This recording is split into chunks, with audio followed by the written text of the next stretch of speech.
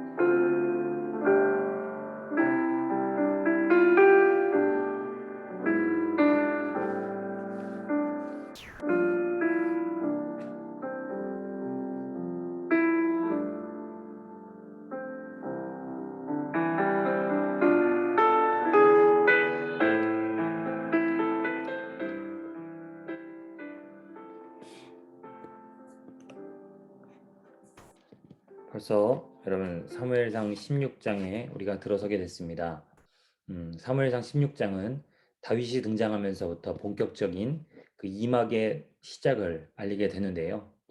우리가 먼저 사무엘상 16장을 살펴보기 전에 먼저 지난주 본문에서 제가 여러분들에게 던진 두 가지 질문에 대한 대답을 같이 함께 나눠보고자 합니다.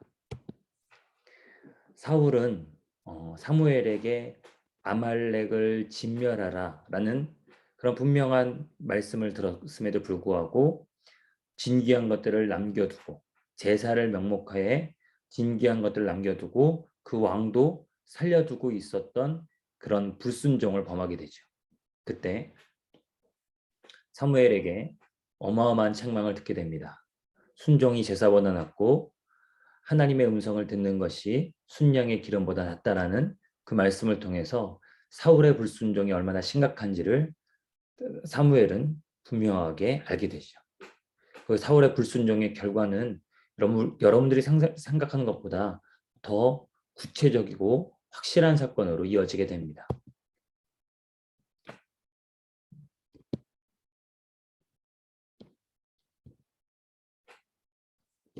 아마도 왕을 살려주고 동시에 가축과 진귀한 것들을 남기는 과정 속에서 생각해 보십시오. 전부를 다 없애버려야 된다라고 했던 전쟁과 일부를 좀 남겨두고 살려두고 진귀한 것들은 챙겨두자라고 했던 그 마음가짐은 아마 그 앞과 그 전의 마음가짐은 앞과 후의 마음가짐은 아마 군인들이 달랐을 것입니다. 그리고 이 과정에서 도망친 일부의 아말렉 사람들이 있었던 것으로 추측이 되죠.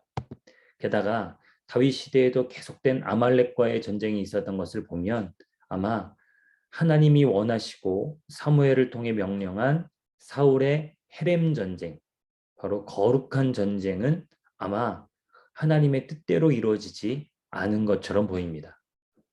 그러나 문제는 적당히 다윗 때의 아말렉과의 계속된 전쟁이 있었다는 차원 정도가 아니라 바로 에스더서 3장 1절입니다. 아하수에로 왕이 아각 사람 함므다다의 아들 하만의 지위를 높이 올렸다라는 이 본문을 보시면요. 여러분, 이 에스더서에서 아각 사람 함므다다의 아들 하만이 유대 민족 전체를 이 페르시아 지역에서 죽이고자 하는 계략을 펼치게 되는데요. 근데 그의 출신이 어디냐고 하냐면 바로 아각 사람이다라고 표시되어 있습니다.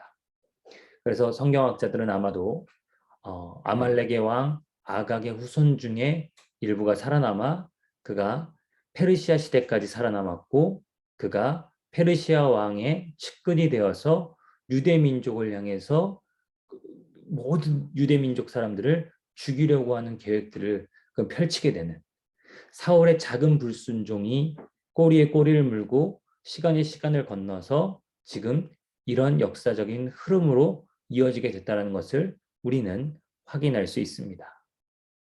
그렇다면 여러분, 사울이 이렇게 거듭된 불순종으로 인해서 계속해서 잃어가고 있었던 것은 무엇인지 우리 함께 보겠습니다.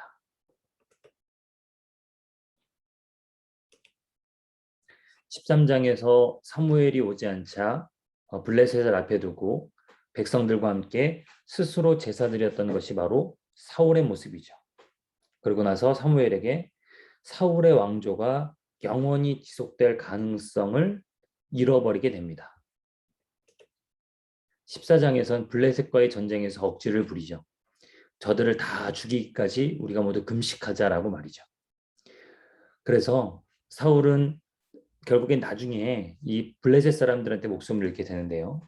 블레셋 사람들을 제거할 수 있는 기회도 잃어버리게 되고 백성들의 존경과 지지도 잃어버리게 되고 모두가 다 죽을 것이다. 이 금식을 어긴 사람은 다 죽을 것이다 했는데 그때 혁혁한 전공을 올렸던 아들 요나단이 그 대상인 것을 깨닫게 되자 다시 그것을 아무렇지도 않게 취소하는 왕의 명령의 무게도 잃어버리게 됩니다. 그리고 지난 15장에서 불순종함으로 이제 하나님께서 사울을 버려 그의 왕조 자체를 잃어버리게 하실 것이라고 사무엘은 분명하게 말씀하죠. 하지만 여러분, 아이러니하게도 사울의 입지와 위치는 갈수록 공고해졌고 그는 거듭된 승리를 경험하게 됩니다. 하지만 오늘 본문에서 보면 사울의 몰락은 느리지만 아주 분명하게 그리고 서서히 진행되고 있음을 알 수 있습니다. 그렇다면 여러분, 사무엘상 16장을 여러분 문단을 나누면 어떻게 나눌 수 있을까요? 저는 대략 네 군데로 나눴는데요. 먼저 새 왕을 세우라는 하나님의 명령이 있었고 하나님이 원하시는 왕을 찾고 세우는 과정이 본론으로 등장하게 됩니다. 특히 하나님이 원하시는 왕을 찾고 세우는 과정 속에서 장로들이 어려워하고 사무엘이 온 것을 불편해하는 모습들을 우리가 보게 되죠. 그리고 악한 영에 고통받는 사울의 모습이 등장하게 되고 악령에 고통받는 사울을 성령으로 치유하는 다윗의 모습을 우리가 확인할 수 있습니다. 그렇다면 사무엘상 16장에 등장하는 핵심 단어는 무엇이 있을까요? 여러분들도 각자가 알아서 찾을 수 있겠지만요. 저는 기름이라는 단어를 찾았습니다. 예, 왕을 세우고 선지자를 세우고 제사장을 세우는 데 있어서 가장 핵심적인 이 기름 부음을 위하여서 계속해서 하나님은 기름을 사무엘에게 준비하라고 말씀하시고 그 기름을 다윗에게 붓는 장면이 16장에서 등장하게 되죠. 그리고는 주님의 영에 관련된 이 단어들이 굉장히 많이 나오게 됩니다. 기름 부음을 받은 다윗이 주님의 영이 함께 했다든지, 사울에게는 주님의 영이 떠나가고 여호와께서 주님이 보내신 악한 영이 함께 했다든지 그런 표현들, 네, 바로 이런 단어들이 핵심적인 단어라고 할 수 있겠죠. 그리고 주님께서 그와 함께 계십니다라는 사울의 부하의 그 다윗을 향한 설명은 아주 결정적으로 이 이야기가 어떻게 흘러갈지를 보여주는 중요한 단서라고 할 수 있겠습니다. 그래서 여러분, 사무엘상 16장 1절부터 23절의 포인트를 첫 번째, 우리가 1절을 보시면 16장 1절을 보면 하나님께서 사울을 버리셨는데 사울이 계속 통치하고 있음을 우리는 확인할 수 있습니다. 여러분, 이것을 왜 하나님은 분명히 버리셨다라고 과거형으로 말씀하시는데 왜 현재적으로는 사울이 계속 통치하고 있는지를 우리가 묵상하고 생각해 보는 것도 여러분 중요한 묵상의 포인트가 될 것입니다. 그리고 하나님께서 이 16장의 가장 중요한 핵심 주제라고 할 수 있는 하나님의 사람을 세우시는, 왕을 세우시는 하나님의 기준은 무엇인지를 우리가 꼭 살펴볼 필요가 있겠죠. 마지막으로 주님께서 과연 사울에게 악한 영을 보내신다고 하셨는데 하나님은 그럼 악령도 보내시는 분이신가? 라는 아주 미묘하고도 좀 조심스러운 질문들을 우리가 던질 수 있겠습니다. 우리 이 부분에 대해서는 우리가 추후에도 계속 살펴보게 될 것이고 사무엘상에 계속해서 등장하는 내용이기 때문에 우리가 좀 더 주의 깊게 이 말씀을 깊이 묵상할 필요가 있을 것 같습니다. 이게 거꾸로 됐네요. 희생제물과 제사. 네, 이 부분도 핵심 단어로 제가 찝은 단어입니다. 다음은 이 구약 시대의 이스라엘의 시도입니다. 여기서 보시면 사무엘상 2막이 시작되는데요. 당시에 왕이 되는 과정은 사울도 그렇고 다윗도 그렇고 마찬가지였습니다. 선지자 사무엘을 통해서 하나님의 기름 부음을 받게 되죠. 그리고 그들은 동일하게 여호와의 영, 주님의 영에 감동되는 과정을 거치게 됩니다. 그리고 나서 사울도 그랬고 다윗도 이제 17장에서 비롯되는 골리앗과의 전쟁에서 승리를 거두게 됩니다. 그리고 백성들의 지지를 통해서 왕으로서 추대가 됩니다. 선지자가 기름 부음을 해줬다고 기름을 부어줬다고 바로 왕이 됐던 것이 아니라 전쟁에서 승리를 거두고 백성들이 지지를 하는 과정들을 거쳐야만 왕이 될 수 있을 정도로 당시에는 이 왕국이라는 게 제대로 서 있지 않은 그런 상황이었음을 우리가 알 수 있죠. 문제는 바로 이 부분입니다. 우리가 묵상 포인트 첫 번째에서 짚었던 것처럼 하나님께서는 사울을 버리셨는데 사울은 여전히 통치하고 있고 전쟁에서 승리를 거둔 다윗이 백성들의 지지를 받게 되었는데 왕이 여전히 존재하는 그 상황, 그게 바로 이후에 있는 다윗의 인생의 모든 갈등의 시작이 되는 것이 아니겠습니까? 왜 사울은 계속 다스리고 있을까? 여러분 마찬가지입니다. 우리가 아주 오래전 얘기지만 창세기 3장으로 돌아가 보면 너희가 선악과를 먹으면 정령 죽으리라. 반드시 죽는다라고 말씀하셨는데 결국 아담과 하와가 선악과를 따먹자마자 죽었나요? 그렇지 않습니다. 그들에겐 죽음이 선포되었지만 그 실제적인 죽음에 이르기까지 하나님께서 죽음의 유예 기간을 두셨던 거죠. 마찬가지라고 할 수 있겠습니다. 사울을 버리셨고 그의 왕국을 이제 없이 하시겠다고 말씀하시지만 하나님의 결정을 유예하시는 과정을 통해 그는 왕위를 잃어버려도 그는 왕국을 잃어버려도 하나님께로 돌이킬 수 있는 그 가능성을 하나님께서 사울에게 남겨두고 계신 것이죠. 그렇기 때문에 여러분 사무엘이 하나님의 부르심을 받아 왕으로 세워가는 과정 속에서 두려워했던 이유, 사울이 자기를 죽일 거라고 두려워했던 이유가 바로 이 때문입니다. 베들레헴 장로들도 사무엘이 왔을 때 두려워하고 걱정했던 이유가 바로 그 때문입니다. 여러 가지 과정을 통해서 하나님의 선지자 사무엘이 사울에게 전한 메시지를 백성들이 몰랐을 리 없고요. 그리고 사울이 갖고 있었던, 사무엘이 떠나서 하나님의 정통성이 떠난 사울이 아직도 시퍼렇게 살아있는데 하나님의 왕을 세우는, 하나님의 사람을 세우는 그 모든 과정이 사울의 눈과 귀에 주목될 가능성이 분명히 있었기 때문에 그들은 두려워했던 겁니다. 게다가 오늘 본문을 보시면 사무엘은 라마로 돌아갔다고 했는데 결국 라마에서 여기 베들레헴으로 오게 된 겁니다. 제사를 핑계로 베들레헴에 사는 이세의 아들 중에 한 사람을 왕으로 세우기 위해서였던 거죠. 그런데 그 당시에 사울이 살고 있었던 동네가 어디냐면 기브아 또는 사울 기브아라고 불리는 이 동네입니다. 여러분 충분히 사울의 사정거리 안에 있었던 이동거리였고, 게다가 사무엘의 움직임에 대해서 사울이 굉장히 주도 면밀하게 그를 감시하고 살펴봤을 가능성 또한 우리는 배제할 수 없습니다. 이거는 단순히 성경 속 이야기가 아니라 정치의 이야기고 또 왕권의 이야기고 권력의 이야기였기 때문에 이미 권력의 단맛을 본 사울은 그 권력을 빼앗기고 싶지 않았겠죠. 그렇기 때문에 사무엘에 대한 감시가 성경에 기록되어 있지 않지만 있었을 것이라고 우리는 추측할 수 있고요. 그래서 사무엘은 왕을 세우러 베들레헴으로 가는 그 모든 과정을 굉장히 두려워했던 것입니다. 그리고 베들레헴 장로들도 그런 사무엘의 처지를 알고 있었기 때문에 혹시라도 불똥이 튈까봐 염려하고 걱정했던 것이죠.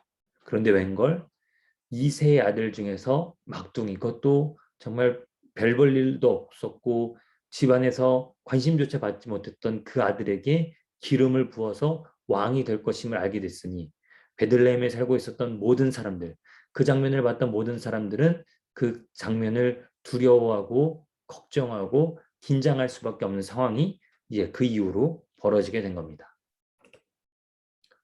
그렇다면 여러분, 오늘 사무엘상 16장에 하나님이 다윗을 선택하신 기준, 바로 주제가 되는 이 말씀에 대해서 우리가 좀 생각해 보고자 하는데요.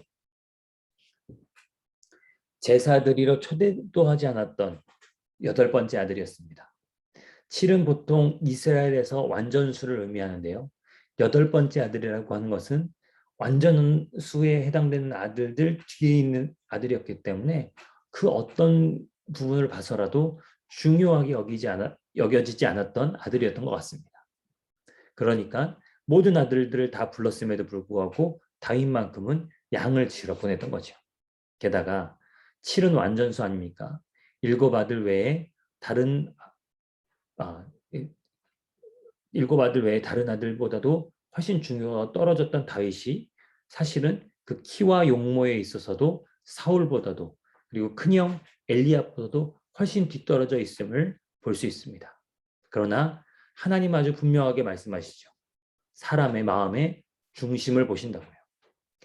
그럼 여러분, 하나님을 향한 마음의 중심이 과연 어떠했기에 다윗은 그 하나님께 그 마음의 중심을 봐서 왕으로 선택될 수 있었을까요?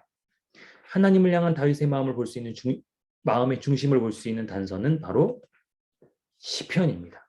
우리는 시편이 우리 찬송가로도 많이 나오고 찬양으로도 많이 나오고 해서 우리가 익숙하고 편하지만 사실은 그것은 다윗이 하나님께 드린 사랑의 고백이고 사랑의 노래고 거기 안에는 하나님께 드리는 다윗의 마음의 진심이 담겨 있었기 때문에 하나님은 그의 마음을 보시고 그의 생각을 보시고 그 중심을 감찰하셔서 다윗을 왕으로 삼으셨던 것이죠.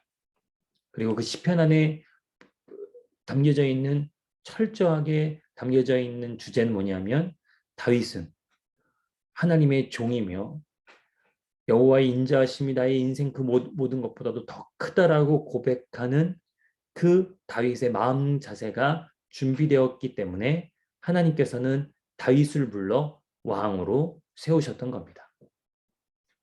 이처럼 사무엘상 16장은 다윗의 전격적인 등장을 통해서 시작하고 다윗이 거기 왕의 기름으로 기름 부음 것에서 멈추지 않고 사울의 악령을 치유하는 궁전의 악사로 그가 쓰임받게 된 것을 우리는 또 확인할 수 있습니다. 참 재미있는 것은 여러분 보통의 나라들이 왕권을 차지하기 위해 전쟁과 군사력과 계략으로 그 궁전에 들어가는 것과는 달리 오늘 하나님의 리더십 교체에 아주 핵심적이라고 할 수 있는 것은 주님의 영이 떠나가고 악한 영이 임한 사울과 주님의 영이 그와 늘 감동시키고 함께했던 다윗의 그 대비를 볼 수 있고, 네, 그리고 사울이 고통스러워할 때 친아들이 주님이 그와 늘 함께 하신다라고 다윗을 설명하는 그 장면에서 우리는 아주 분명하게 이제 사울의 시대가 끝나고 다윗의 시대가 시작될 수 되어 갈 것임을 우리 확실하게 알 수 있습니다.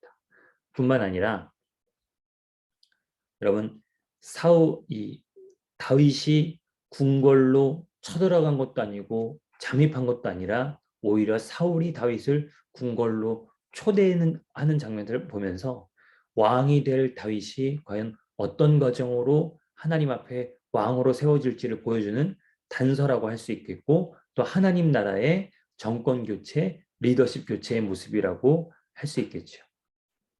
여러분 이처럼 사무엘상 16장의 말씀을 깊이 묵상하면서 우리가 하나님께 드려야 될 마음의 중심은 무엇인지, 그리고 또 하나님께서 우리에게 원하시는 바, 오늘 우리에게 허락된 이 시간, 이 유예된 이 시간에 과연 어떻게 우리의 삶을 살며 어떻게 하나님 앞에 우리의 마음을 드려야 할지를 우리가 정직하게 묻고 하나님께 엎드리는 우리 청결림교회 청년들 될 수 있기를 주님의 이름으로 축복합니다.